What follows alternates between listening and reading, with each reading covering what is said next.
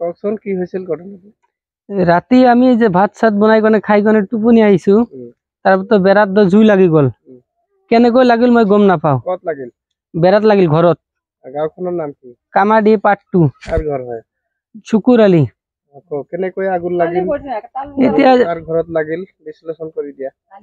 শুকুৰ আলী মোৰ দেউতা হয়, তাৰ ল'ৰা হয় মই। 3টা মান ঘৰ আছিল, সেইটো জুই লাগি গ'ল। মানুহটো না আছিল, আমি 2টা মানুহ ঘৰত, মাই আছিল যে বনীৰ ঘৰত আলহী খাবা গৈছিল। মানুহটো নাই, কেনেকৈ মই এইটো যে সমাধান কৰিম। এটা মানুহ আহিব পাৰা। কেছ 55,000 টকা আছিল, জুই লাগিছে, ৰাইজে দেখিছে আৰু পুৰা ছাই হৈ গৈছে আৰু মই একো ওলাবৰ পৰা নাই, পোৱা নাই। 3টো ঘৰতো তাও চব কেইটামান বোলে 5 লাখ টকাৰ ক্ষতি হৈছে। 5 লাখ টাকা হবে। এই ক্ষেত্ৰত কি পুলিচ প্ৰশাসনক অৱগত কৰাইছিলে নে?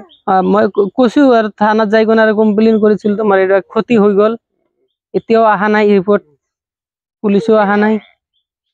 জুইটো ক'ৰ পৰা লাগিছে বুলি কয়? এইটো আৰু ভাত বনাই খাইছে, আহাৰ পৰা লাগিছে। ঠিক আছে, আপোনাৰ নামটো কি? শফিকুল তালুকদাৰ।